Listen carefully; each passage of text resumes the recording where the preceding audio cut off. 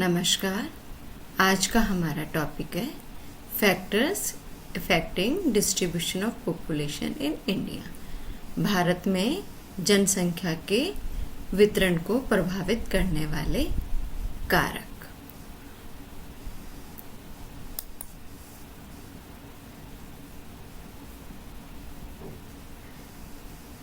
जनसंख्या का वितरण और घनत्व दोनों भारतवर्ष के अंदर असमान है। जैसा कि हमने पिछले वीडियो के अंदर भी बताया था, तो हम ये देख रहे थे कि जो उसका वितरण और उसका घनत्व असमान है, उसके क्या कारक हैं, कौन कौन से कारण हैं जिसमें जनसंख्या का वितरण असमान है और घनत्व असमान है। फिजिकल फैक्टर्स हम पिछले वीडियो में देख चुके थे कि किस तरह से प्राकृतिक कारक जैसे उच्चावच, रिलीफ, क्लाइमेट, जलवायु, सॉइल्स, मिट्टियाँ, वाटर सप्लाई, जल आपूर्ति, मिनरल रिसोर्सेज, खनिज संसाधनों की उपलब्धता, ड्रॉट, वेजिटेशन, ये सारे के सारे फिजिकल फैक्टर्स थे जो हमने पिछली क्लास में देखा कि किस तरह से ये जनसंख्या के वितरण को प्रभावित करते हैं। जहाँ क्लाइमेट अच्छी होगी, सॉइल्स फर्टाइल होंगे, वाटर सप्लाई अच्छी होगी, मिनरल रिसोर्सेज ज़्यादा पाए जाएंगे, वहाँ पे पॉपुलेशन ज़्यादा पाई जाएगी। और जहाँ इन चीज़ों की कमी होगी, सॉइल फर्टाइल नहीं होगी, क्लाइमेट बहुत ज़्यादा हार्श होगी या तो बहुत गर्म होगी या बहुत ही ठंडी होगी, वहाँ पे भी जनसंख्या ज़्यादा नहीं पाई जाएगी। जहाँ खनिज संसाधन कम मिलेंगे या जहाँ पे बरसात कम होगी, वहाँ पे भी जो पॉपुलेशन है वो वहाँ पे कम पाई जाएंगी। आज हम करेंगे ह्यूमन फैक्टर्स, मानवीय कारक। अब मानवीय कारक के फिजिकल फैक्टर्स तो जो है वो फिजिकल के थ्रू है, प्रकृति के द्वारा निर्धारित है। मानवीय कारक क्या होता है? जिसमें मानव का हस्तक्षेप है। तो वो कौन कौन से फैक्टर्स हो जाते हैं? तो पहला हम मानवीय कारक के अंदर करते हैं पॉलिटिकल फैक्टर्स। पॉलिटिकल फैक्टर्स के अंदर हम देखते हैं पॉलिटिकल सिक्योरिटी, राजनीतिक सुरक्षा। अगर किसी देश का माहौल सुरक्षित नहीं है, हमेशा उसमें एक भय की भावना रहती है कि कब क्या हो जाए, एक सिक्योरिटी उसको नहीं मिलती, तो वहाँ पॉपुलेशन ज़्यादा नहीं पाई जाती, वहाँ पे अस्थिरता पाई जाती है, जनसंख्या वहाँ पे ज़्यादा निवास करना नहीं चाहती। दूसरा आ जाता है माइग्रेशन पॉलिसी, कि आवास प्रवास की जो है वहाँ पे वहाँ की सरकार ने क्या पॉलिसी ले रखी है, क्या उन्होंने नियम बना रखे हैं। तो अगर माइग्रेशन, आपका प्रवास की पॉलिसी लचीली है, तो वहाँ जनसंख्या ज़्यादा पाई जाती है। पॉलिटिकल पॉलिसीज़, समय समय पे क्या होता है कि जो राजनीतिक सरकार हैं वो अपनी अपनी नीतियाँ बनाती रहती है। अब वो नीतियाँ किस तरह की है? अगर नीतियाँ स्ट्रिक्ट है तो भी पॉपुलेशन को इफेक्ट करेगी, है ना। फिर है पॉपुलेशन पॉलिसीज़। पॉपुलेशन पॉलिसी किस तरह की? कई गवर्नमेंट के जो पॉलिसीज़ आ रखी है पॉपुलेशन पॉलिसीज़, कि गवर्नमेंट एम्प्लॉयज़ के 2 ही बच्चे होंगे। तो ये सारी पॉलिसीज़ क्या है? ये उसके राजनीतिक कारक हैं और ये क्या करते हैं? जनसंख्या को प्रभावित करती है, जनसंख्या के वितरण को प्रभावित करती है। ये सारे के सारे हो गए आपके पॉलिटिकल फैक्टर्स।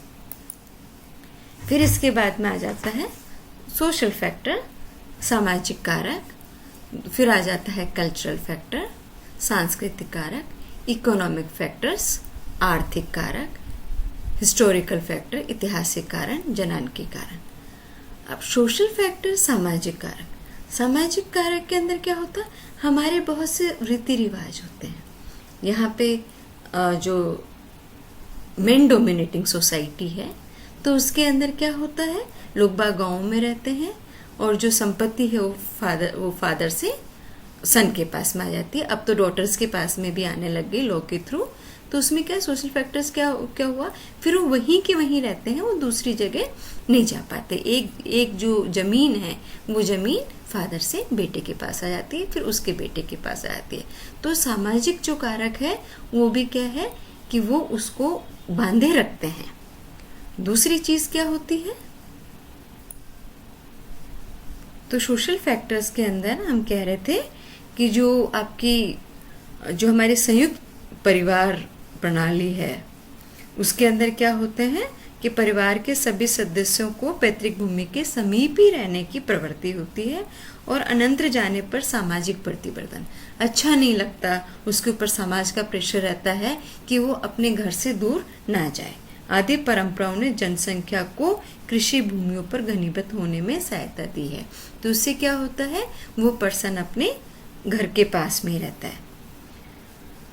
सामाजिक तथ्यों में धार्मिक भी है, धर्म विशेष भी है, वो भी अपनी जगह पे ही रहते हैं वहाँ पे एक जगह के अंदर ही। तो पॉपुलेशन के अंदर क्या होता है कि आपके सारे के सारे वो सोशल जो फैक्टर्स हैं, हमारे जो समाज का जो हमारे रिवाज बने हुए हैं, वो सब के सब पॉपुलेशन को क्या डिटरमाइन करते हैं। फिर आ जाता है इकोनॉमिक फैक्टर्स, आर्थिक कारक। तो आर्थिक कारक के जैसे अंदर हमने इसके अंदर किया, तो आर्थिक कारक के अंदर हमारा आ जाता है अर्बनाइजेशन, इंडस्ट्रियलाइजेशन, ट्रांसपोर्ट।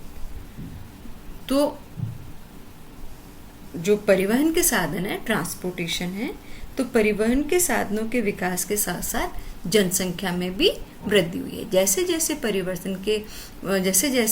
परिवहन के संसाधन विकसित होते गए, वैसे वैसे जनसंख्या के अंदर भी वृद्धि होती रही। भारत के उत्तरी मैदान में रेलों तथा सड़कों के विकास में जनसंख्या का संकेंद्रण अधिक पाया जाता। इससे क्या हुआ, मनुष्य की मोबिलिटी बढ़ गई, वो एक जगह से दूसरी जगह तक जा पाया। प्रायद्वीपीय पठारी भाग में परिवहन के साधनों का कम विस्तार हुआ है, वहाँ पर जनसंख्या अपेक्षाकृत कम है। जहाँ ट्रांसपोर्टेशन सिस्टम ज़्यादा है, वहाँ पे भी पॉपुलेशन ज़्यादा है। जहाँ ट्रांसपोर्टेशन यातायात के साधन कम है, वहाँ पॉपुलेशन भी कम पाई जाती है। हिमालय क्षेत्र में परिवहन के साधनों का विकास न्यूनतम है, वहाँ पर जनसंख्या भी कम पाई जाती है। फिर आपके इंडस्ट्रियलाइजेशन, उद्योग धंधे। तो आधुनिक युग में उद्योग वो चुंबक है, वो मैग्नेट है जो दूर से जनसंख्या को आकर्षित करता है। कहीं पे भी कोई अगर इंडस्ट्री डेवलप होती है तो उसको लेबर चाहिए होता है, उसको काम करने के लिए कारीगर चाहिए होते हैं। तो वो लेबर्स क्या होते हैं, आसपास के गांव से आ जाते हैं, तो वो अट्रैक्ट करती है इंडस्ट्री वहाँ के आसपास के लोगों को। तो उद्योग वो चुंबक है जो दूर से जनसंख्या को आकर्षित करता है। जिन क्षेत्रों में उद्योग धंधे पनपे जाते हैं, वहाँ पर दूर दूर से बड़ी संख्या में लोग आकर बस जाते हैं। पश्चिमी बंगाल, बिहार, झारखंड, उड़ीसा, महाराष्ट्र तथा गुजरात में अधिक जनसंख्या होने का एक बड़ा कारण वहाँ पर उद्योग धंधों का विकसित होना है। अर्बनाइजेशन, नगरीयकरण। अब धीरे धीरे क्या हो रहा है, इंडस्ट्रियलाइजेशन हो रहा है, इंडस्ट्रीज वगैरह का डेवलपमेंट हो रहा है। सिटीज़ के अंदर क्या हो रहा है, नई नई जॉब्स मिल रही है। तो क्या हो रहा है कि जो गांव के लोग हैं या आसपास के इलाके के लोग हैं, वो नौकरी के तलाश में नगरों की ओर आ रहे हैं। तो ये जो प्रोसेस है, गांव को छोड़कर नगरों में आकर बसना, इसी को हम कह सकते हैं अर्बनाइजेशन। तो नौकरी की तलाश में, ज़्यादा बेटर अपॉर्चुनिटी के लिए, अच्छी लाइफ स्टाइल के लिए गांव से लोग बाग शहरों की ओर बढ़ रहे हैं और शहरीकरण हो रहा है। तो अर्बनाइजेशन हो रहा है। तो अर्बनाइजेशन होने के कारण क्या है, पॉपुलेशन डेंसिटी बढ़ रही है, जनसंख्या वितरण एक जगह पर ज़्यादा हो रखा है। फिर आ जाता है आपके हिस्टोरिकल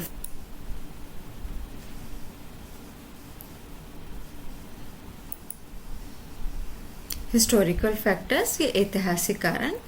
तो जनसंख्या के उद्भव व विकास वाले क्षेत्रों में प्राचीन काल से ही जनसंख्या में वृद्धि होती रही है। उत्तरी भारत में सर्वाधिक जनसंख्या होने का मुख्य कारण क्या है, वहाँ की मानव सभ्यताओं का प्राचीनतम होना है। मरुस्थलीय भाग में मानव सभ्यता का विकास बहुत बाद में हुआ। तो जहाँ जहाँ मानव सभ्यता का विकास पहले हुआ, वहाँ पे जनसंख्या आपकी ज़्यादा पाई जाती है। इसी कारण जनसंख्या का जमाव भी विरल पाया जाता है। तो जैसे जहाँ बाद में हुई, वहाँ पे जनसंख्या कम पाई हुई, और जहाँ मानव सभ्यता सबसे पुरानी है, सबसे पहले पाई गई, वहाँ पे जनसंख्या ज़्यादा पाई जाती है। इसी तरह भारत में भी प्राचीन सभ्यताओं के कारण जन बसाव संगन पाया जाता है। भारत में प्राचीन काल में अनेक सभ्यताएं विकसित थी। डेमोग्राफिक फैक्टर्स, जनांकीय कारक, सामाजिक रीति रिवाज, धार्मिक विश्वास, जीवन के प्रति दृष्टिकोण का प्रभाव भी जनसंख्या वितरण पर होता है। कुछ मानव समूह अपने पूर्वजों की जमीनों मकानों को छोड़ना पसंद नहीं करते, अतः वहाँ जनसंख्या सघनता बढ़ती जाती है। दूसरी चीज़ हम ये कह रहे हैं कि मनुष्य चाहे किसी प्रदेश में निवास करें, मनुष्य किसी प्रदेश में ज़्यादा रहे, मतलब ज़्यादा संख्या में मनुष्य रहे या चाहे कम संख्या में मनुष्य रहे, इस विषय में मनुष्य की छांट दो सीमाओं के बीच रहती है। उसकी चॉइसेस दो के बीच में रहती है। क्या?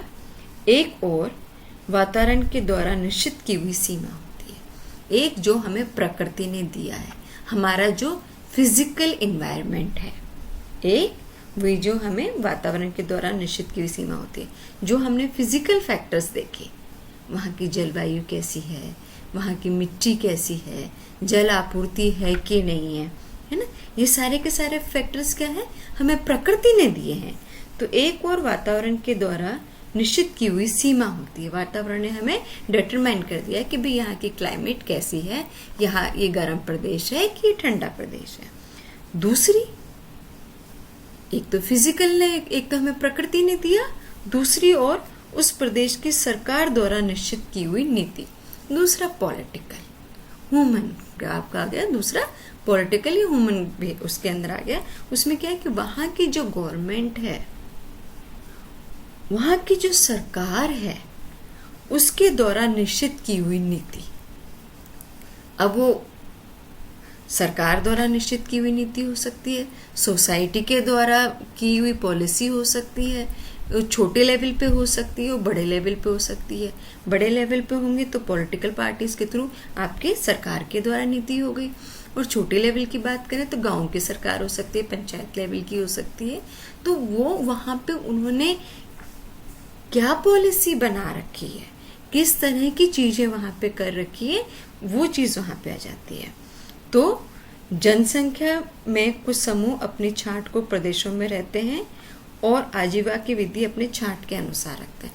अब जो फिजिकल ने हमें दिया है, जो नेचर ने हमें दिया है, उसके अनुसार ही हम अपनी क्या है आजीविका को ढाल लेते हैं। मान लो कोई पर्सन हिली एरिया के अंदर रहता है, ठीक है, अब वहाँ एग्रीकल्चर का तो इतने सोर्स होगा नहीं, तो वहाँ पे वो क्या करेगा, एनिमल रेयरिंग करेगा, या फिर एनिमल हस्बेंड्री हो जाएगी, एनिमल रेयरिंग हो जाएगी, लंबरिंग हो जाएगा, वनों वगैरह से जो उत्पाद आते हैं उसके थ्रू क्यों बात करने लग जाएगा।